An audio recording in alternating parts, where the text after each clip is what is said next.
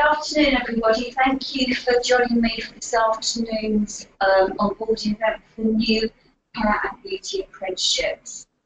I'm going to go through this afternoon key aspects to get you ready, mainly for the new hair professional, because we're in the situation we are at the moment is that the beauty has been rejected. But I will go through reasons why that is throughout my presentation. So this afternoon we will be going through an apprenticeship update where we are. I'm going to have to talk to you a bit about funding and how these new standards are going to be funded. I'm also going to talk to you about the change to the assessment approach towards the new hair professional standards. And we're really going to drill down and have a look at what the changes are to the on-programme aspect, the qualification aspects of the hair professional, and then we're going to drill down and look at the endpoint assessment. I'm going to give you an update on where we are with the beauty professional standards, and then we're going to have a quick look at what is being proposed for level 3 in hairdressing and level 3 in beauty and body therapy. A quick look at traineeships and how I think we possibly need to start to think about how we make traineeships work in the future. What resources what we've got in place for you, and what your next steps are.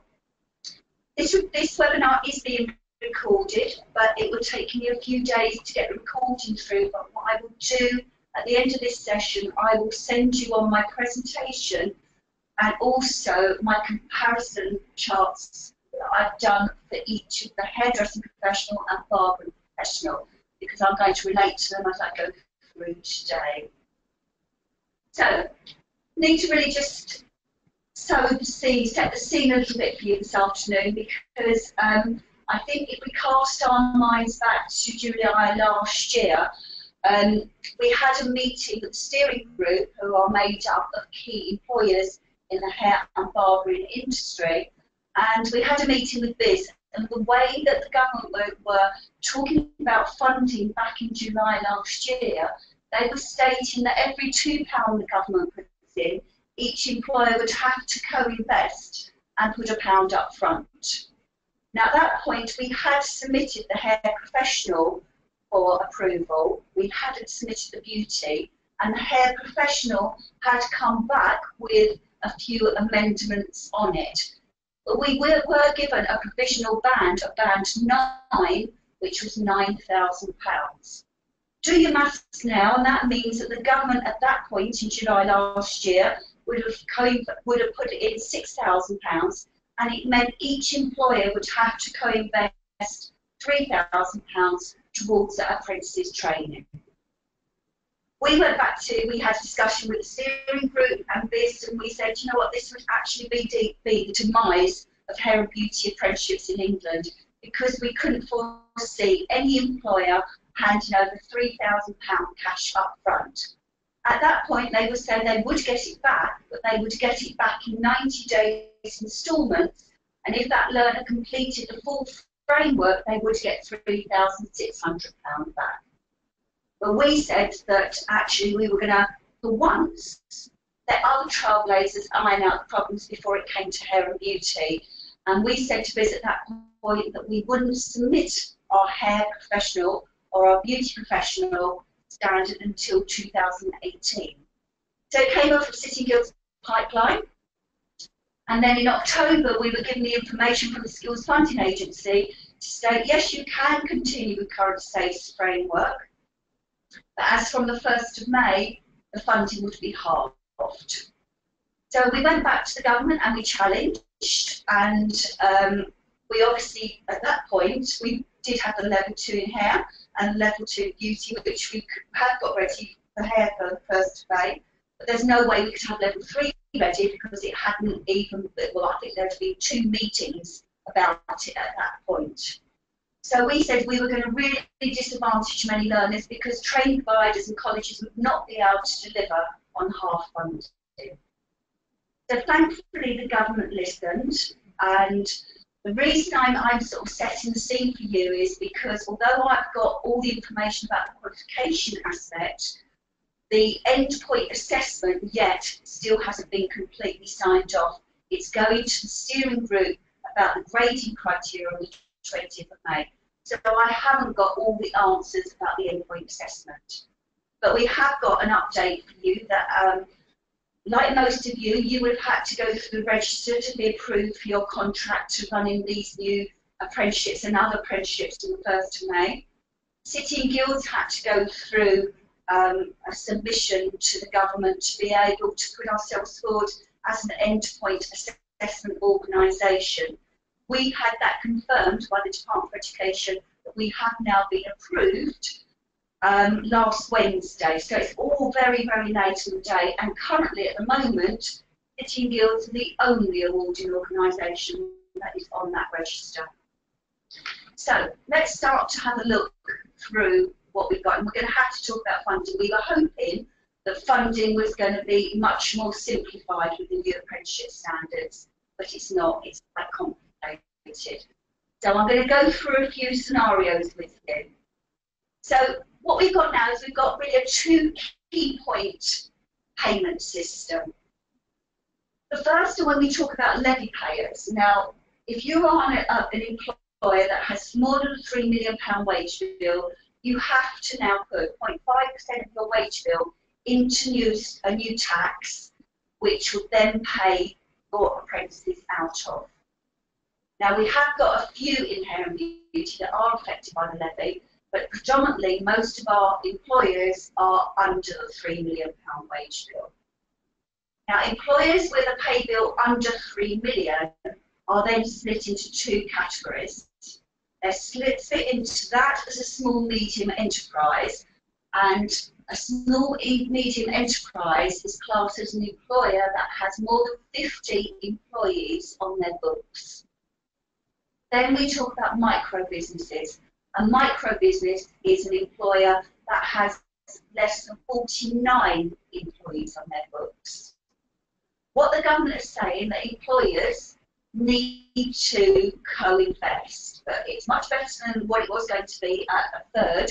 They're now saying that 10%, if the government puts in 90%, each employer would have to put up 10%, which is a much better situation than we were in July last year. However, so if you are a levy-paying employer, you have to put 0.5% of your wage bill into a new tax, which then becomes your digital account. And then 100% of your funding is then drawn out of that digital account to pay for your apprentices. If you don't use it, you lose it, and it goes to other apprenticeships apprentices as well. If you're a non-levy paying employer, you need to contribute 10% of the cost towards the apprenticeship. So the government will contribute 90, and you will have to the employer will have to co-invest 10% towards that apprentice's training, unless you're a micro business. If you are a micro business, and that means if you're an employer with 49 or less employees, then what they're saying is if that learner is between the age of 16 to 18 or has left school at 19 to 24 formally on an educational or a healthcare plan, these learners will be fully funded by the government. Also, we will have incentives, but the incentives are only for a 16 to 18-year-old. And it doesn't matter if you're a levy-paying employer, small, medium enterprise or a micro business. If that learner is between the age of 16 to 18, the employer will get a £1,000 incentive, and you as a provider will get a £1,000 incentive. But that funding can only be claimed, 50% of which will be £500 on the new head professional after the first 90 days, and the other 50% after 365 days. So, what's happened as from the 1st of May? In blue is how we've been currently funded under current SACE frameworks. As from the 1st of May, the government have merged together new standards, which are the new Trailblazer standards, and your current frameworks. So what everything now is, you can still offer current SACE frameworks, or you could go to the new hair professional standard. You still have the choice at the moment. The hairdressing and barbering at level 2 is on the list to be considered to be withdrawn in April 2018. So you do still have the choice at the moment. But those current SACE frameworks have been given a new value, and the new values are hot, what they are in pink. So if we look at the next slide, this is what we've been currently running for the last few years in hair and beauty. Hairdressing and barbering at level 2, currently before the 1st of May, you would have had a £6,000 funding band for those learners. It has been halved, and it's now band 4, which is £3,000. However, because the new rules apply from the 1st of May, if that learner is between the age of 16 to 18, the employer will get a £1,000 incentive. You as a provider will get a £1,000 incentive, and if that learner is between the age of 16 to 18, they're now giving us a 20% uplift on frameworks only, so on current SACE frameworks, which means it's going to be £600. So currently today, for a 16 to 18, you would get £6,000 for hairdressing at level 2 and barbering at level 2 and hairdressing and barbering at level 3. As from now, you will only get 4,600, but that is much improved what we thought you were going to get in October. We thought you'd only get £3,000. So the government has listened. It is still £1,400 less than what you were getting a couple of weeks ago. And so I don't think we can turn it down for 4,600, but I think we've got to think about how we can be a little bit more efficient in our delivery. What I mean by that is maybe bringing those apprentices into your organisation a little bit more to do assessments within your salons rather than sending out assessors quite as much as we do today. As I say, we have got an offer hairdressing at level 2 and barbering at level 2. We haven't for level 3 at the moment. So you're going to have to continue your level 3s on the new funding, which is £3,000. If they're 16 to 18, you get a £1,000 incentive, the employer gets a £1,000 incentive, and you get a 20% uplift. So for hairdressing at level 3 and barbering at level 3, you'll get 4,600. As I said at the beginning of the presentation, beauty therapy was put forward to the Department for Education for approval before Christmas. Unfortunately, it was rejected. So currently, at the moment, we do not have a new offer, a new standard for beauty at level 2 or beauty at level 3. So if you want to carry on with beauty therapy level 2 apprenticeships and level 3, you've got to do it on the new funding. For beauty at level 2, level 3, they've both been given a band 3, which is 2,500. But again, the same rules apply. If that learner is between the age of 16 to 18, you will get a £1,000 incentive, the employer will get a £1,000 incentive, and you'll get a 500 uplift, which means that you will now get £4,000 instead of £5,000. You're still £1,000 short, so you'll have to think about your efficiencies on how you deliver. So, what is available now? So this first slide is talking about a non-levy paying employer, but a large small medium enterprise. So an employer that has more than 50 employees on their books. What the government thinks for the small medium enterprise with more than 50, that they should co-invest. So the new hair professional has been agreed at band 9, which is £9,000. Don't forget that is a super level 2. It has aspects of level 2 and level 3 in it.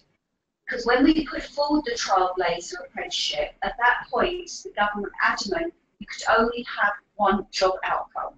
And where we've got hairdressers and barbers that are listening, know that level 2 does not make the job ready as a hairdresser or barber, level 3 does.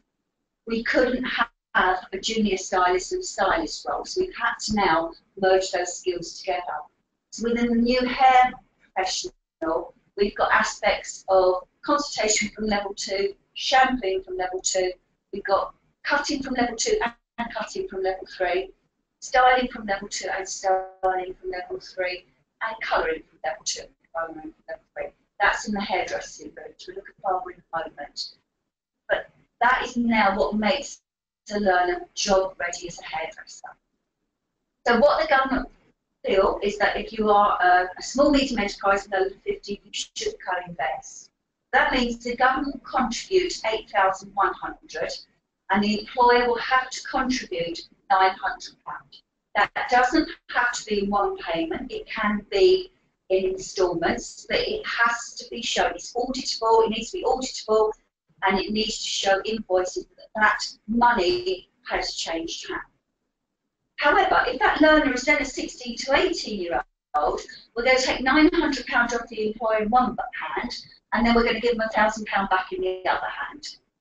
Because that £1,000 is obviously an incentive for a 16 to 18-year-old learner, so then that means that the employer will then get that £1,000 back, say £500 after the first 90 days and the other £500 after 365 days. Also, if that young person obviously is a provider, if that apprentice is between the ages 16 to 18, you will get a £1,000 incentive on top of the 9,000 as well. So that's one of your offers. We haven't got a level 3 in hairdressing at the moment. We're going to look at what they're proposing in the well. The band we've been given is band 4, £3,000. So what that means then is that the employer, if they're a large, small employer with more than 50 employees, the government will contribute £2,700 and the employer would have to co-invest £300. Same rules apply if they're 16 to 18, go take £300 from them in one hand and then give them £1,000 back in 2 instalments in the other hand. And you as an employer, sorry, you as a provider will get £1,000 incentive as well. And because that is an old framework, you would then get your 20% uplift, which is a further £600. The beauty at level 2 and level 3, we haven't got an offer at the moment. So the band that we've been given is band 3, which is 2,500. So the same rules apply. The government will contribute 90%, which is 2,250. The employer will have to contribute £250. That learner is between the ages 16 to 18. We're going to take £250 off the employer in one hand and give them £1,000 back in the other. So that is for your large, small and medium enterprise. The next table shows you where I think predominantly most of our businesses in hair and beauty is a micro business. And a micro business is classed as an employer that has 49 or less employees on their books. These employers will not be required to co-invest if that learner is between the age of 16 to 18 or has left school and is still 19 to 24 but being formally in care or with an educational health care plan. So that means then, the new hair professional, the government will fully fund £9,000. If that learner is between the ages 16 to 18, the employer will get a £1,000 incentive and you will get a £1,000 incentive. The best news about this is that all the incentives are around a 16 to 18-year-old learner, but the band that we have now been given is the funding band that we get for a 16-year-old up to a 19-year-old. So it doesn't matter what the age of the apprentice is though. But if that learner is over the age of 18, 19 plus, then the employer has to contribute 10%. So on the £9,000, if that learner was 19 plus, not formally in care on an healthcare plan, then that employer will have to contribute £900. But they will not get any incentives and they will not get that back. So hairdressing and barbering, At level 3, as I say, we haven't got an offer. So it's band 3, £3,000. As I say, for a small, medium, and for a micro business, everything is fully funded by the government. Still, that loan is 16 to 18, £1,000 incentive for the employer, £1,000 incentive for you. If that loan was 19 plus, then what that means is that the government would contribute 2,700 and the employer would have to co-invest £300, 10%. If you've got any questions as I'm going along, just flag your questions and I will answer these as I'm going along. So, any questions about funding, I can come back to you, but the one thing I just want you to note is a £1,000 incentive payment is received by both the employer and the provider for each 16 to 18-year-old apprentice. And it doesn't matter if you're a micro business, a small medium enterprise, or a levy-paying employer. You will still get that £1,000 incentive. So maths and English. Maths and English hasn't really changed too much. Still, if we're doing a level 2 apprenticeship, they have to do maths and English at level 1. They're doing a level 3 apprenticeship, we've got to do maths and English at level 2.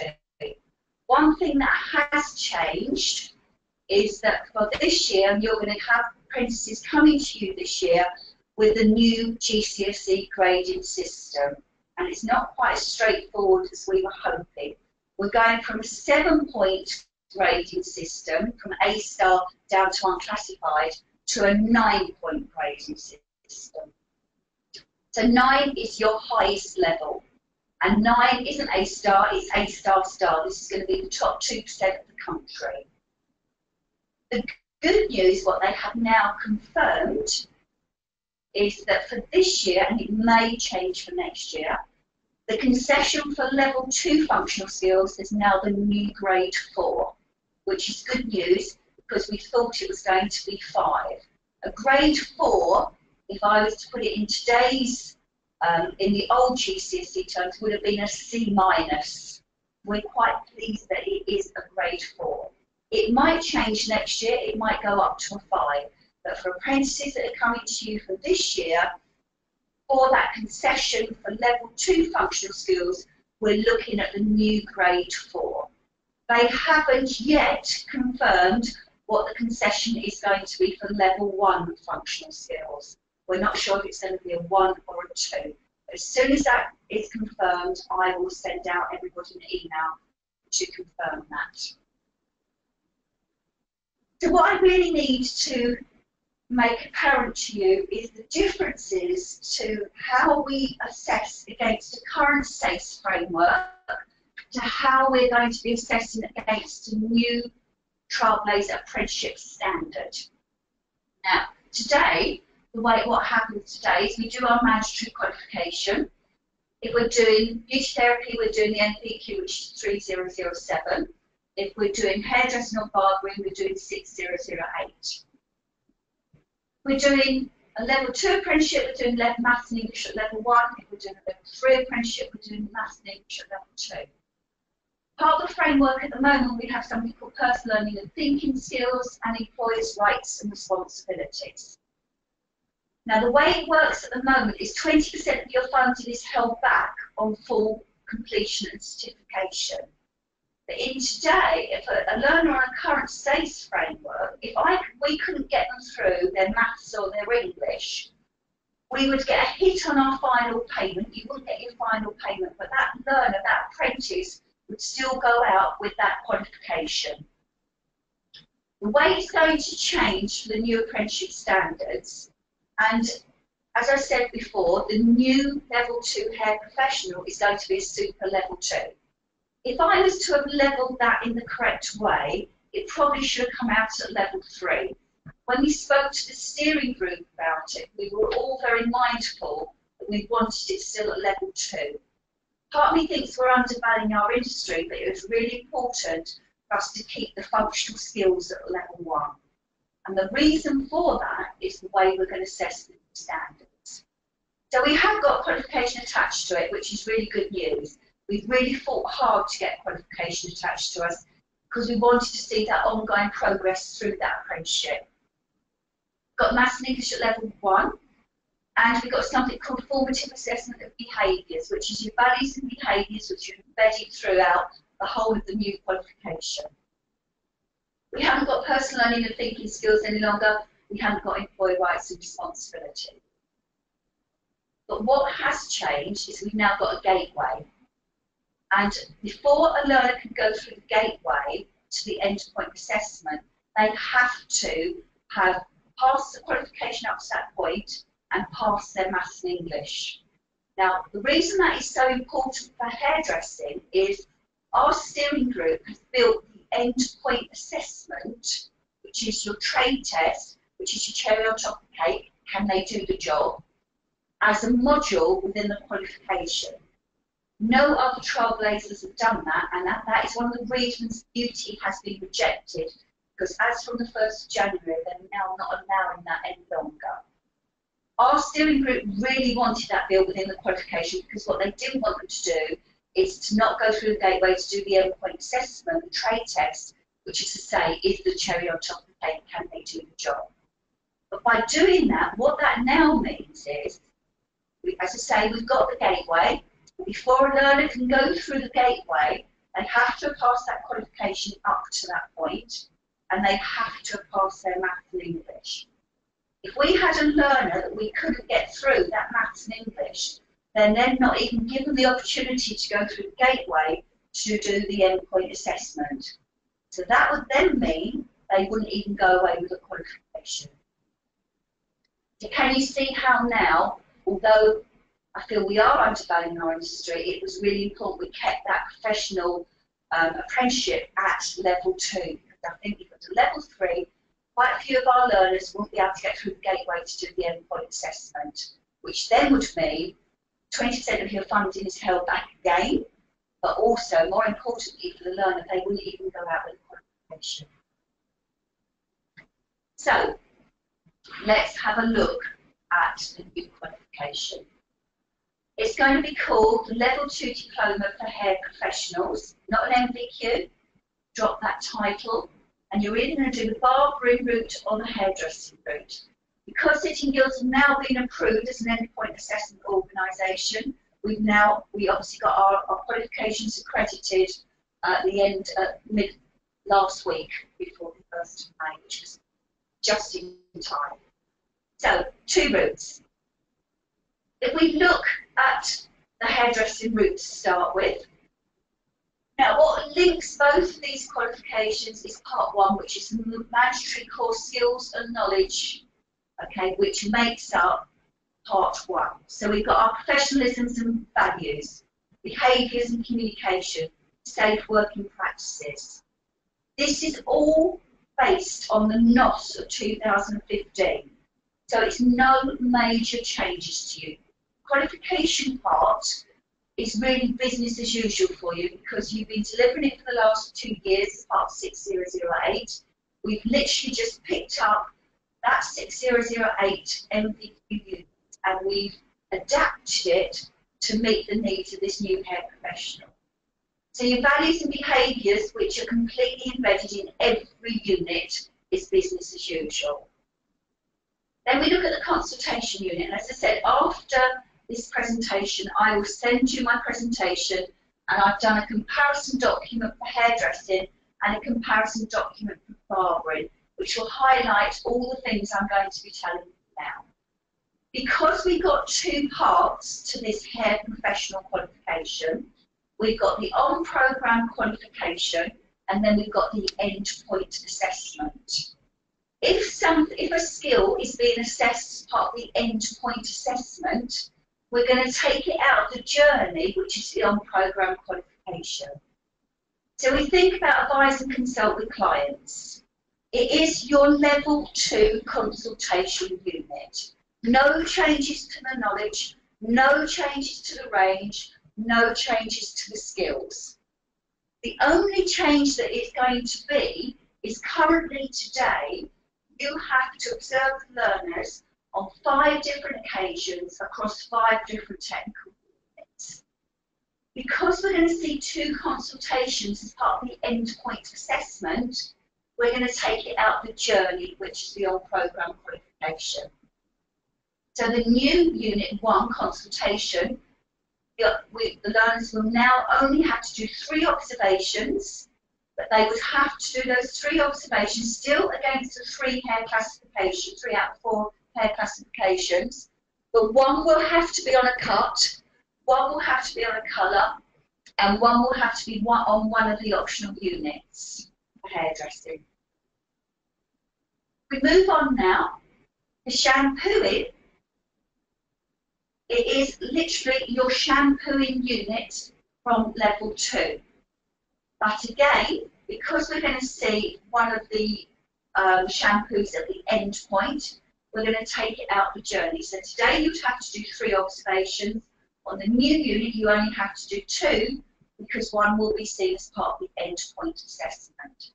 But the knowledge, skills, everything is exactly the same. So your schemes, work and lesson plans are no different to what you've been doing for the last 2 years under 6008. Then we get to cutting. Now, because obviously level 2 cutting unit doesn't make your job ready as a stylist, we've obviously now got the cutting at level 2 and the cutting at level 3 merged into one unit. But it was really important that we have that in a staged approach. And what I mean by that is we felt we wanted to split this into a part A and part B. Part A will be your basic cutting skills, because it's really important that those learners how to learn those basic skills before they go on to become creative and restyle the hair. It's really important that they learn how to walk before they can run. Currently today, as part of your cutting unit at level 2, you have to do 6 observations. You're going to continue to have to do 6 observations because we're not going to see any of the basic cuts as part of the endpoint assessment. One thing that has changed, and when the new NOS standards came out in 2015, we brought in all the new hair classifications from type 1 through to type 4. The only place that it's assessed today is in the consultation unit. But our steering group felt it was really important that the apprentices had the skills across 3 of the different hair classifications. So that has now been brought into part A. So across those 6 observations, learners will have to be assessed on 3 out of 4 hair classifications. Part B is your creative restyling element. Currently today you have to do 6 observations. Our steering group felt that that was a little bit too much of an overkill. So what they're now saying is only 2 have to be done as part of the on-programme qualification, because 1 will be assessed as part of the endpoint independent assessment. Then we move on to the styling and finishing unit. Now this unit is a mixture of your blow-drying unit from level 2, your setting unit from level 2, your creatively styled dress hair unit from level 3, and a bit of attached hair to enhance the style. So again, we put it into a part A and part B. Part A is really nailing your blow-drying skills, because employers are still telling us that we're sending learners out without those proper blow-drying skills. Today, as part of CH1, you have to do 4 observations. As part of this new unit, we're only going to ask to see 3, because we're going to see 1 as part of the endpoint assessment. Part B is your creative styling unit. Now, as part of this unit, we're going to see 5 observations, because we're going to see 2 as part of the endpoint. But what they've done here is that they have actually brought back in, wet setting. And I probably quite agree with that actually, because this is the professional standards. Learners should learn how to wet set. So the range that they have to cover now is they brought in wet setting, and they brought in a new piece of equipment, which is your hooded hairdryer. Many of our salons out there don't have a hooded hairdryer, but obviously many people are going out now and buying those plastic caps that you put on the end a hairdryer to get over that. So the range you have to cover now is a wet set, a dry set, a hair up style, a look using plaiting and twisting techniques, and a look incorporating added hair. But other than that, all the range is exactly the same. And as I say, they have actually said now that actually the range of wrap setting is optional. You don't actually, if you're not in an area where you're wrap setting, you do not have to get your learners to do a wrap set. It's completely optional. Then when we go to the colouring unit, I'll come back and answer your questions in a moment. All right. When we come back, when we come on to the colouring unit is, we were thinking about it in a two-stage approach again, but it actually made sense to merge it all together, because actually the colouring skills that our learners are doing even today at level 2 encroach on level 3. Not many of them do a colour that is only, you know, if they're doing a set of woven highlights, they quite often mix 2 colours. They quite often are being a little bit more creative with their techniques. So we've merged those 2 units actually together, and it made sense. So across those 2 units, you only have to do 5 observations, because 2 will be assessed and part of the end point. Part of this unit, we have got the colour correction aspect from the level 3 colour and lighting here. So the learners have to have one observation that they show they either change depth and tone, neutralise colour tone, or coloured resistant hair. The other thing that they have removed from that is that they have removed from the range of colouring pulled through highlights. So you haven't got pulled through highlights in there any longer. But they have added a new technique which has come from the level 3, which is sliced highlights. Just going to have a look at some of the questions that's come through.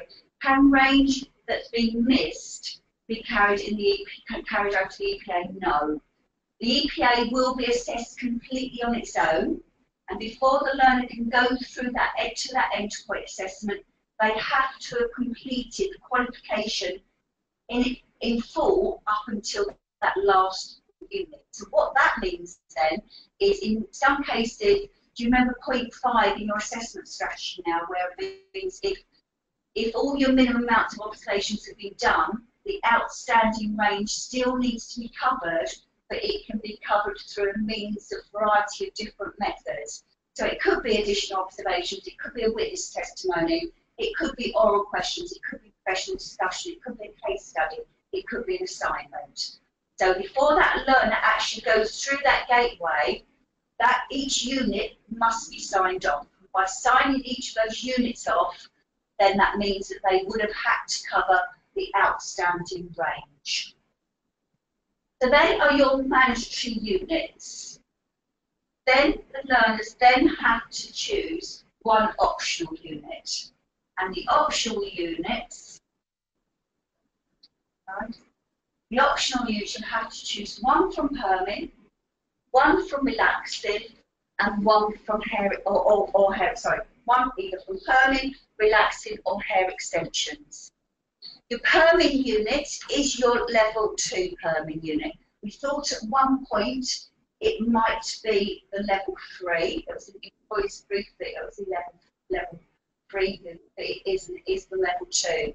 I was hoping it was the level 3 because actually the knowledge of perming at level 2, because it incorporates all the chemical rearrangers, is slightly more challenging than the knowledge at level 3. There is a level 2 perming unit, so we're going to still have to teach about chemical rearrangers. Now, the permanent unit is exactly as it is today, all right, because we're not seeing any of the optional units as part of the endpoint assessment. The perming will still be on at least 2 occasions on different clients, and one must be a full head. The relaxing unit is predominantly your level 2 relaxing unit with a little bit of level 3 in it. Again, you've got to be observed. One of the observed performance, again, must be on a full head as well. Then you've got your You've got your hair extension unit. You're going to have 3 occasions for this, each on a different client. This is predominantly level 3 unit with a little bit of hair, a bit of removal in there as well, hair extensions. But it's 3 occasions on different clients. But as I say, I will send you through my comparison document, which actually details all the changes in red to the changes that have been made compared to that 6008. So that is your new hair professional qualification. So you've got your 5 mandatory units and you choose 1 optional unit from perming, relaxing or hair extension. Then we look on to barbering. Barbering, we've still got the part 1, which is your values and your behaviours and your consultation unit. And on the consultation unit for barbering, it will detail exactly which observations need to be carried out. 1 will have to be on a cut, 1 will have to be on, I think it's on a shave, and 1 on a facial haircut. The cutting unit, it made sense actually for the barbering route to merge the skills together completely, because what has been taken out of the barbering cutting is the need for it to be a restyle. They're saying actually now most barbering cuts are creative because they do incorporate many more techniques. So you have to see 5 observations as part of the on-programme aspect, because we're going to be seeing 2 as part of the end point. It also incorporates your creative basic outlines, which is obviously cutting into that hairline to make it more of a masculine type of haircut. Then we're going on to your blow drying unit. Your blow drying unit is exactly what you're delivering today as part of dry and finish men's hair. Again, we're going to see 1 blow dry at the end, so we're going to take it out of the journey. So we'll see 2 observations. As I say, 1 will be assessed at the end point assessment.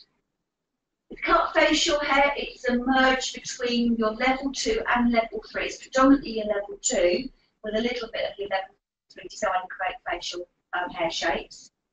Again, we were thinking about a staged approach, but actually it makes sense to merge it together. So it's now 5 observations and 2 will be observed as part of the end point assessment. Unit 12 is shaving.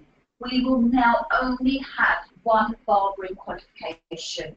They are not proposing a level 3 barbering in new standards. So this qualification makes you job ready as barbers, so shaving had to be in it. This has got to be a high-risk unit, all right, because it's really important for you to be able to get qualification approval. If you've got barbering at level 2 and barbering at level 3, you'll be fast-tracked onto this new qualification. If you haven't got barbering at level 3, you would have to go through qualification approval to get this, because obviously shaving is a high-risk unit. And it's really important that people that are delivering those shaving skills must have recent commercial experience and have that, you know, be able to deliver those skills to those apprentices. The commercial experience is the most important thing. It's not good enough just to go and do a CPD course on it or do a unit in it. It's got to be, you've got that recent commercial experience. So again, today you have to do 4 shapes. For this new unit now, you're going to have to do 3, because 1 will be observed as part of the end point assessment. For barbering, we're going to have no optional units. It's all mandatory core skills. The Barbering Industry Board didn't feel that colouring was an important aspect of barbering, so they could do that at a later date. So that's your new barbering. So let's have a look. So this part, your on-programme qualification, really is no major changes to you. It is business as usual. It's not like when we brought out 6008. The difference is from 3008 to 6008, with all the new changes to assessment strategy and the instructions of values and behaviours and hair classifications. So on-programme assessment. We will have a cross-unit knowledge test. Exactly the same rules apply. So you'll learn to sit the cross-unit knowledge test. It can either be evolved or paper-based, depending on the needs of each of the learners. Once they've reached that partial achievement, which is around about 70%, you have to top that one up to 100%. For each of the other units, mandatory and the optionals, you have an end-of-unit mandatory test, which has to be done in closed book conditions. But once those learners have achieved their 60, it's around about 62 to 70%, once they've achieved that pass mark, it's a done deal. You don't have to top up to 100%. In those units where we've merged a level 2 and a level 3 unit together, there will still only be one end-of-unit test. Inferred knowledge will still be there. Inferred knowledge is naturally occurring evidence that will naturally be observed through an observation. You don't have to tick it, you don't have to date it, you don't have to do anything. It's naturally occurring evidence. Flexibility around service times, yes. You've still got habit service times to use as a guide, but they are only a guide now. Depending on that client that comes in, how thick their hair is, what is it they're having done, depending on your salon service times, you need to be making sure you're agreeing that assessment time with that learner before they commence that service. Because we have got all the ongoing assessments, IQA activities still needed, EQA activities still needed, so that is all business as usual. We're redeveloping all our logbooks at the moment. This obviously has gone live as from the 1st of May. Our logbooks aren't quite ready yet. They will be ready, hopefully, in June at some point. If anybody's starting assessing their learners on this new qualification, what I have agreed with our publishing team, that the units that are completed, which will be consultation, shampooing and styling, I will send out to people as PDFs, so you don't hold any learners back while you're waiting for the logbooks. Learning Assistant as an e-portfolio is being updated, ready, and we've got our Sitting Guilds MHD Academy as your online tutor and learner resource site. So really, the on-programme aspect of qualification is no major changes to what you are delivering today as part of 6008. We're now going to go on and look at the endpoint assessment. Now the endpoint assessment, don't forget, this is going to be assessed by an independent assessor, and an independent assessor cannot have any incentive to you as an organisation or to the learner. It's got to be somebody who's completely unfamiliar to you or your organisation. So the learner has passed the qualification up to that point, they've got through the gateway, and now they're ready to do the endpoint assessment. The good news is that at one point we were thinking that before they did the practical final endpoint assessment, they would have to do a knowledge test first. Our steering group have taken that away. They're confident that the underpinning knowledge will be covered as part of the qualification. So that to me is really great for our apprentices. They don't have to sit that knowledge test and pass it before they go on to do the practical test. So what they have said is the knowledge still needs to be checked because it's a two-part that needs to be done as part of that endpoint assessment. But at the end of that practical trade test, the endpoint assessor, the independent assessor, will have a professional discussion with that apprentice and ask them key oral questions. So this is what's going to be in the endpoint assessment for hairdressing. Now we're going to allow our learners to choose their clients to be able to showcase their skills to the best of their knowledge. But one just word of warning is that those clients on that day have to act like clients.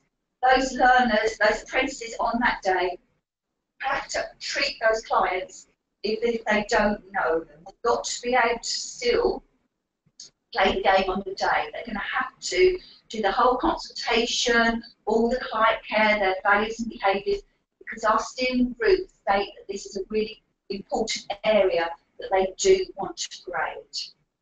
Currently, at the moment, the grading criteria hasn't been signed off. As I say, that is going to go to the steering group on the 20th of May. We will be grading these as either pass competent or distinction. And as soon as I have got that criteria, I will be doing some more launch events in the autumn to go through what does competent look like as a pass and what does distinction look like. At the moment, I can't share that with you. If you think that the minimum, this new hair professional is typically a 24-month program. It can be done in a minimum of 372 days, but you have to show, if you're doing it on 372 days, if that learner has got prior learning. And I do think it's going to be quite challenging to get a learner ready with no prior experience in 372 days, especially when you've got somebody independent making those endpoint assessment decisions. So we've got one creative restart finish using a minimum of 3 different cutting techniques. It's got to be a restart. A restyle changes shape. The creative restyle should be finished to complement the style, but I think that's hopefully every learner would finish a style to complement the cut. If the restyle includes your blow dry using a round brush, it can go towards one of your 2 styles as well. So you've got your creative restyle. You've got to do 2 finish looks using a minimum of 4 techniques. So you've got blow dry and a hair up style. One has to be above the shoulder and one has to be below the shoulder. So I would recommend you really want to try and do this in 2 models, because what you don't want, if you're doing 3 models, what happens in one of those models lets you down all day. So try and keep it to 2 models. You've got to be quite clever in how you get it out of 2 models. So your above the shoulder could be your creative restyle that includes the round brush blow dry. You've got one setting technique where 80% of the hair needs to be dressed up using 3 different dressing techniques, and that would be from your curls, knots, twists, plaits, curls, woven becks, from your level 3 range. And your blow dry must include the use of a round brush. You've got 2 colours to do on the day. So 2 colour and or lightened hair services using a minimum of 2 products. Right. So you've got to do a set of woven highlights to a minimum of a T-section, and then you've got to do another colouring technique. So you can't do 2 set of woven highlights. You've got to do another colouring technique which then changes depth and tone. You've got to remember this is your apprentice's opportunity to shine. So you want to make sure they are picking those clients very carefully and making sure that they do meet the specification of the endpoint assessment. So we're looking at a minimum of 2 models, and it will be around about a 6-hour assessment. Obviously, if it's 6 hours, they would have to have a comfort break and a lunch break in the middle of that. And at the end of that, they then would have a professional discussion with their independent assessor on key aspects around their performance. The barbering, exactly the same as the barbering. They're happy that the underpinning knowledge is being assessed as part of the on-programme qualification. So again, it's going to be a snapshot, holistic assessment of all the learners' practical skills that are going to be near, which can be very similar to what they would do if they were performing the trade test to get a job. So, what they have to do, minimum of 2 models across 3 hours. You've got to do 2 barbering looks, 2 different cuts. It's got to be, obviously, a creative cut to a minimum of 9 different techniques. Across those 2 cuts, you have to do 2 different neckline shapes and 2 different outline shapes. One of the finished looks has to have a drying technique, so it could be a finger drying or a blow drying technique. You've then got 2 facial haircuts One has to be a full beard and moustache, and the other one has to be a partial beard and moustache. And then you've got to do a full shaving service, which includes your hot towels and your facial massage. One area that I'd just like to raise as a little bit of a concern is that they state a minimum of 2 models. What I would be really concerned about is doing it on 2 models. I think possibly it needs to be done on 3. Just because you've got to do 2 different facial haircuts. Now, yes, you could shave the full beard and moustache off afterwards, and that's not a problem. But my only concern would be is if you're shaping and tidying up around that full beard and moustache, what happens if you sensitise the skin slightly with using a razor or whatever you're going to be using? Then the skin is going to be sensitised, and then you're going to put a hot towel on it and do a facial massage. My concern is what happens then if that client gets a contraction to that shaving service. So just be careful about that. So, any other questions that are coming up? Not at the moment. I don't think. I'll just check through. Any questions, please let me go. Does the assessment that takes place class off the job training and skill funding form? That is a good question. I would say yes, because actually they're going to be away from their place of work, which is obviously what it means by off the job. Yes, they are saying you've got to have 20% off the job. So yes, they're going to be away from their normal working day. So yes, it would be. Any other questions? Okay, well, we know the prices of EPA, and we are ready for that. City and guilds have got a 2-point entry point for our qualification and endpoint assessment. The way we are going to be pricing this is we don't want to charge you everything up front. So we are going to be charging you for the qualification up front, which will be £100. The reason we don't want to charge you for the EPA up front is because what happens if that learner doesn't get through that gateway, or if they leave halfway through, you would have had to fork out for the endpoint assessment. So you pay £100 your qualification cost, and then once that learner is ready to go through the gateway, you pay for the EPA, which is going to be £375. And don't forget, if your learner doesn't pass, then they would have to pay that £375 again. So it's really important you don't rush these learners through this endpoint assessment, because it's going to be quite a costly thing if those learners don't pass and they've got to then resit again. And these are the sort of things that you really need to make sure you're tying down in your contracts with your employers, that if someone does have to pay for the resit, then who is liable for that resit charge? Is it the employer, or will it come out of 20% of the funding you've been asked to hold back, which should go towards endpoint assessment? So you could fund, if you wish to, out of that 20% you're supposed to be holding back from the SFA for endpoint assessment, which is obviously £1,800. Okay, I'm going to move on because there's no more questions at the moment. If people aren't getting their questions through, once I email you later, please email me them and I will answer your questions. So, beauty professional standards. I'm going to quickly go through the beauty professional. As I say, we are in the situation now where these haven't been approved. And the reason they haven't been approved is for 2 main reasons. Firstly, because the steering group did very much like hairdressing, and they built the EPA as a module within the qualification.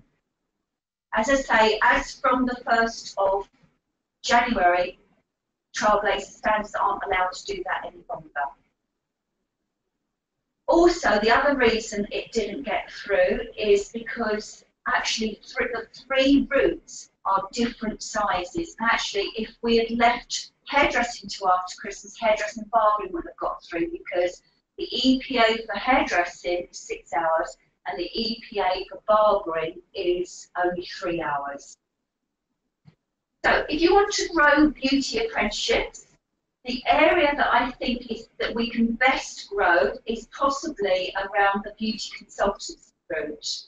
As I said at the beginning, with employers that are now affected by the levy, what this means is that people like Boots, House of Fraser will now have to pay into the new levy, so they're going to be wanting to have more apprentices. So what that means for us is then that this new beauty consultancy could be a qualification that does start to increase for us. So in the beauty consultancy, we've got 8 units. We've got instruct the use and application of skincare products and makeup. We've got advised customer on eye and brow products, advised customer on facial products, advised customer on nail products, promotional activities, stock control, making beauty recommendations to customers, and perfumery. In the beauty route, they have put forward to have remove hair using wax, your hand and nail treatments, this is your manicure unit. You've got provide foot spa treatments, this is your pedicure unit. The only reason it's being given different titles is because there's a rule that states if you've got, like in the nail route, we're talking about manicure and pedicure, you can't have the same units within 2 different routes.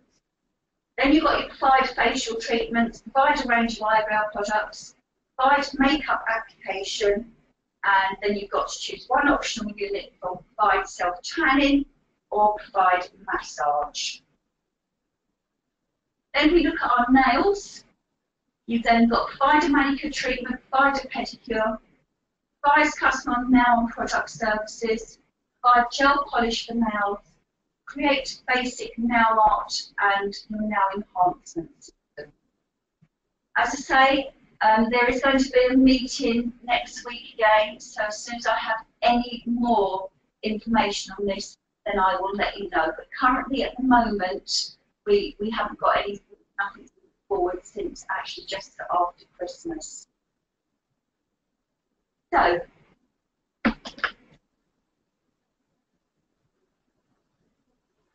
okay, what are they proposing for hairdressing at level 3? Obviously, we've now got a super level 2 apprenticeship, which really is your job-ready qualification. It will have all the skills for that apprentice now to work on the shop floor.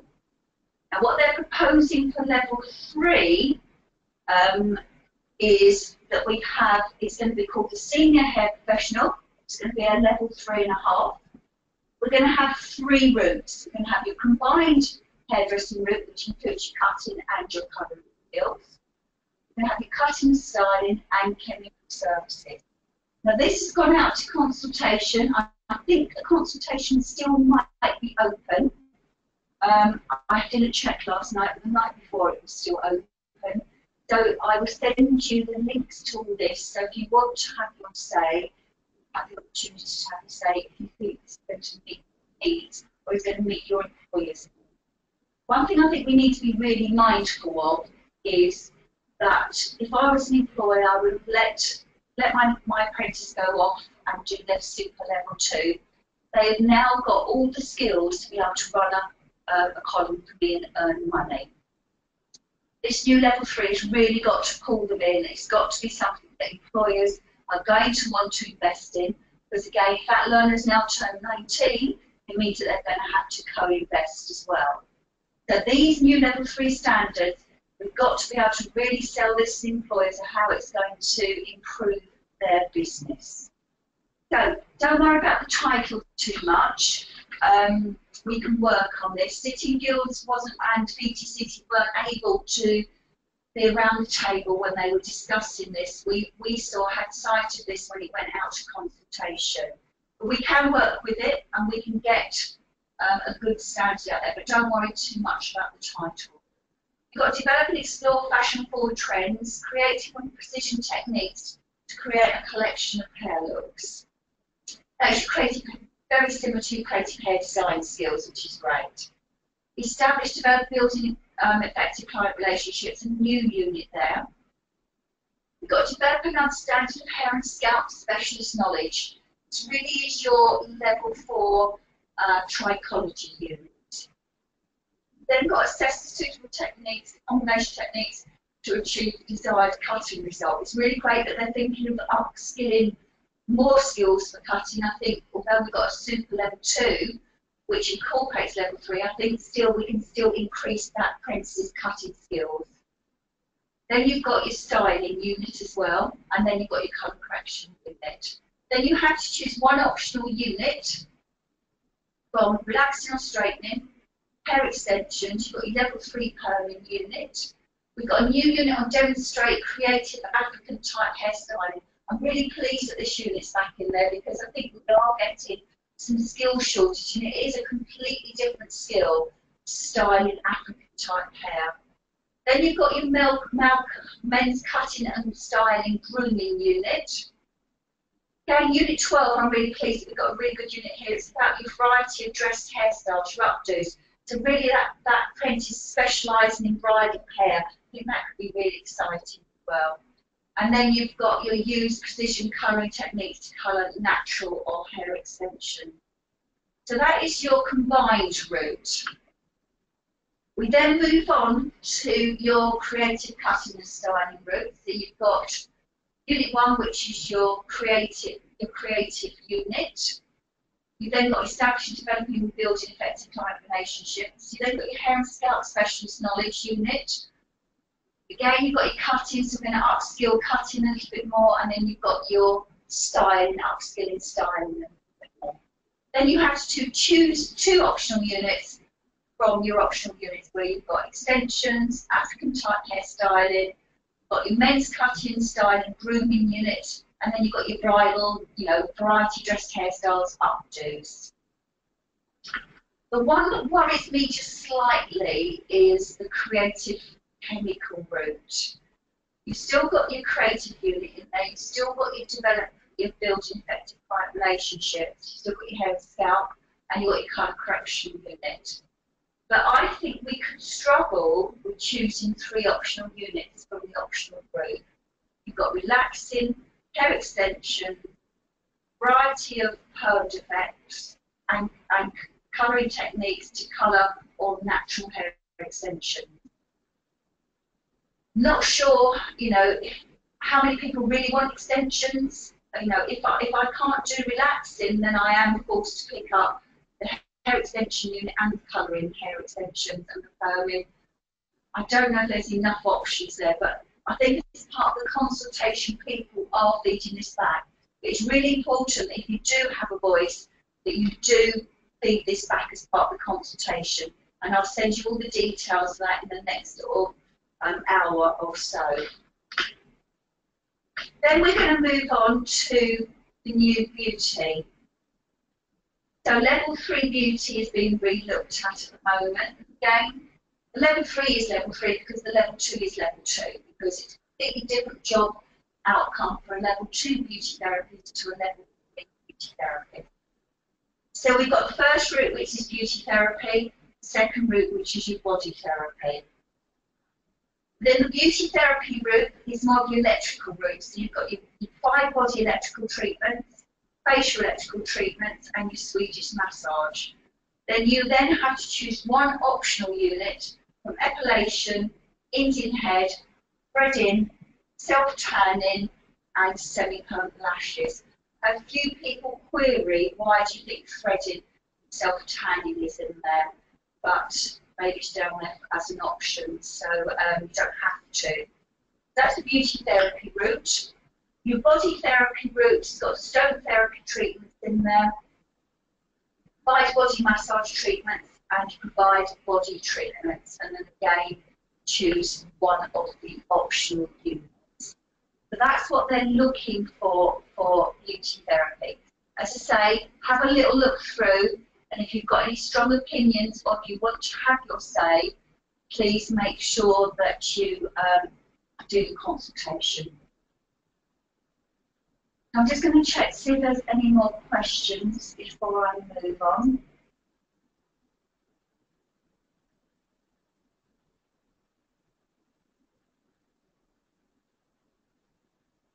Somebody's asked about if there's standardisation assessment before they go through the gateway. No, you don't, not like the technicals. Obviously, before the learner goes through the gateway, it's really important that they complete that qualification up to that point. Each unit has been signed off, but also that it should be an agreement between yourself, the employer, and the learner if they are ready to go through that gateway.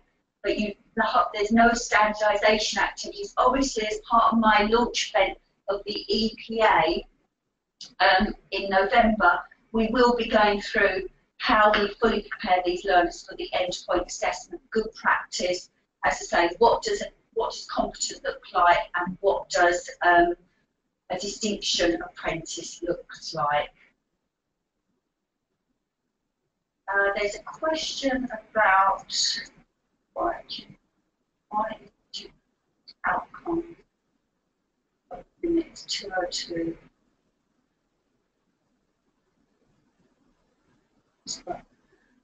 I think you're talking about I think people are talking about the qualification handbook that I've sent out. The qualification handbook that I sent out was only in draft. There is a few mistakes that are in it, and it will be sent out on our website on Tuesday. But I'll have a look at those questions later on, Lucy, and I'll get back to you with exactly what you're asking. Can we register learners now? You have to go through, I'm going to go through that now with you about the process that now you have to go through. So let's just move on. So before I go on to what you need to do for next steps, I just wanted to talk to you about traineeships. I think really if we think now that maybe 55% of our level 2 learners go on to level 3, I really think that we might not see quite so many learners, apprentices going on to level 3 now, because actually, if that employer's got that apprentice and if they've got all the skills to run a column for them, then they've got to be really sure that, you know, to be able to release that learner 20% off the job to go into a level 3 apprenticeship. And I think if we are getting learners coming in that maybe need their maths and their English, coming in with not a concession for level 1, maybe we need to think about using traineeships. So I've just put together a bit of a vocational a program around a traineeship. Don't forget, a traineeship is designed for a learner that needs to improve their employability skills. There has to be a job opportunity at the end of it, and a traineeship is anything from 5 weeks to 6 months. If that employer decides at the end of that time that that young person or that person is not correct for their organisation, there has to be an exit interview. You do not have to pick up any qualifications as part of it. You've just got to show that that learner, you're building those learners' training, employability skills, and building their maths and English.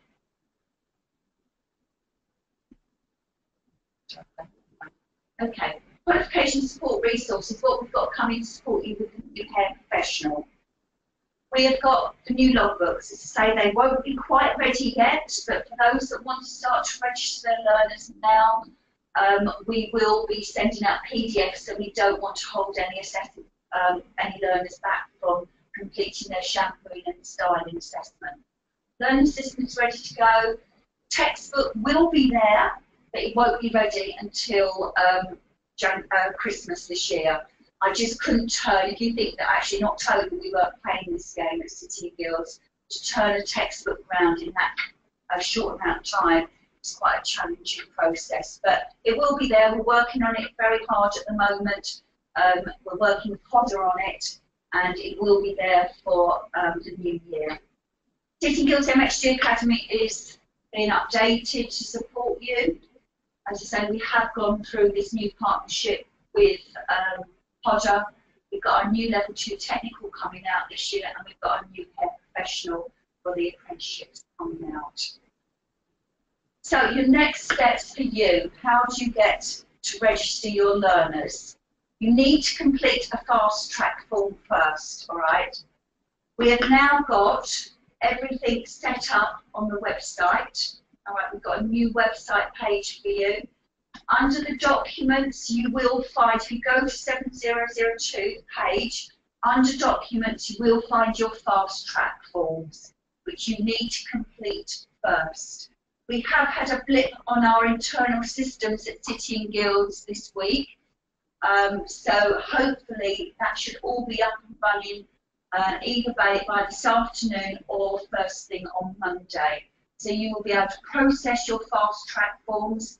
So as soon as your quality teams have processed your fast track forms, you can then register your learners, all ready to go.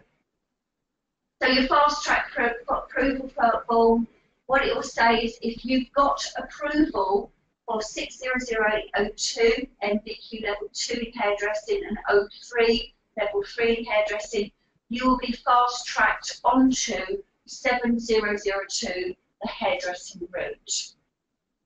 To get approval for the barbering, you have to have qualification approval ready for level 2 in barbering and level 3 in barbering, because you've got shaving in it.